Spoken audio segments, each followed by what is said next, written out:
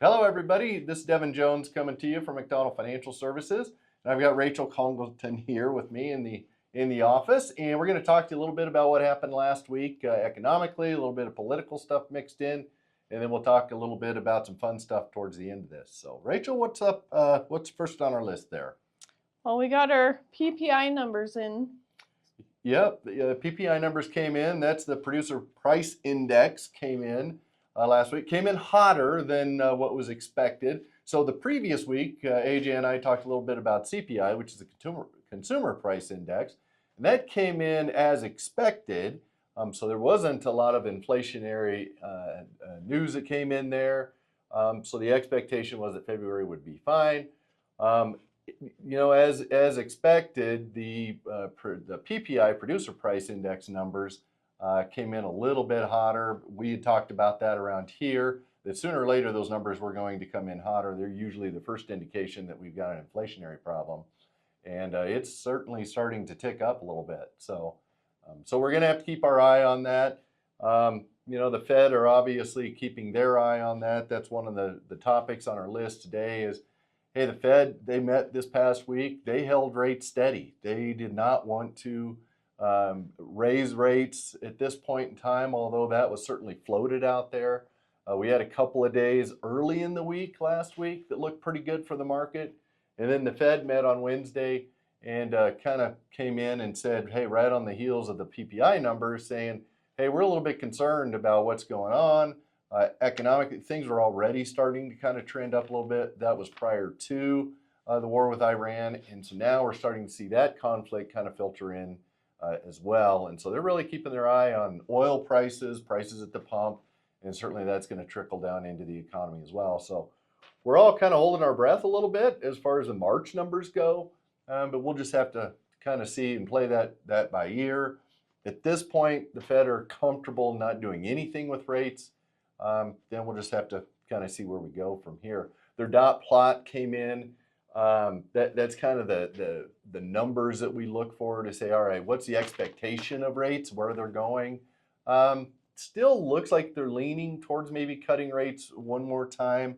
Certainly weakness on the job front will spur them a little bit on cutting rates. And it looks like maybe that'll come later on in the year. We'll just kind of have to see. We've got some things that are starting to show a little bit of stress economically, and we're not panicking. We're not doing that by any stretch, but we're certainly keeping a mindful eye on things. So, what's next on our list? Why don't we talk about mortgage rates? Yeah, so mortgage rates, they definitely ticked up, and again, kind of came right on the heels of what the Fed had to say. For the most part, it was unanimous as far as holding rates steady, but when they come in and they say, hey, we've got a wandering eye towards maybe raising rates if things in Iran really start to spiral out of control, rates mortgage-wise, they're kind of one of the leading indicators on where our rates are going to go, and they ticked up. So they're hovering around 6.25. They're not quite there as of this filming, but they're awfully close. So they were not that long ago down into the fives, and we had several people that we had talked to that were considering refinancing, and then they did a big old snap and popped back up over 6%. So we are seeing mortgage rates back close to 6.25 again. So unfortunately. So what's next? Let's see here. Well, Joe Kent resigned in protest of the Iran war.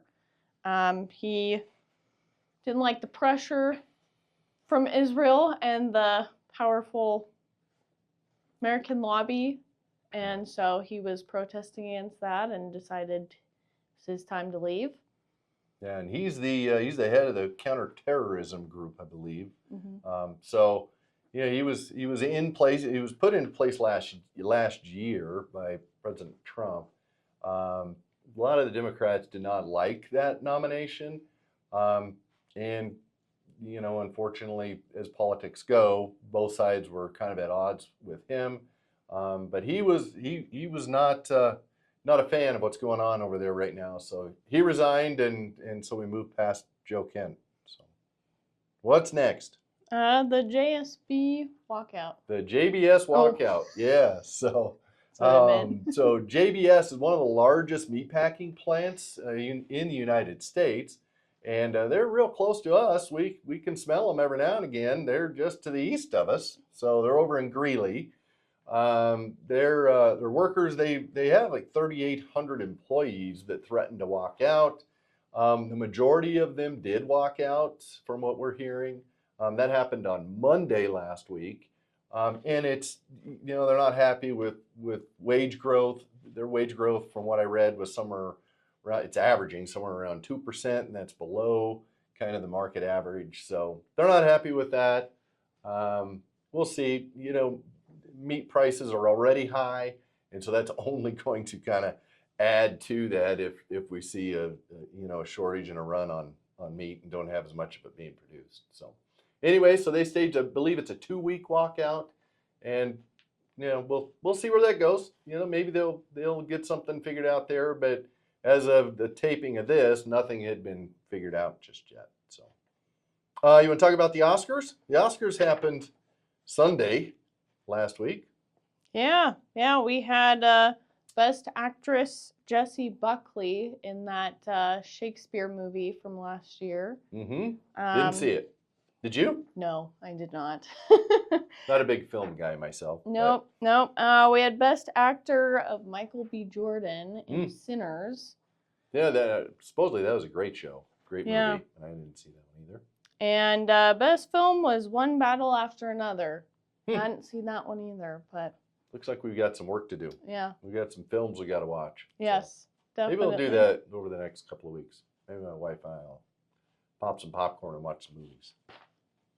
All right. What else we got?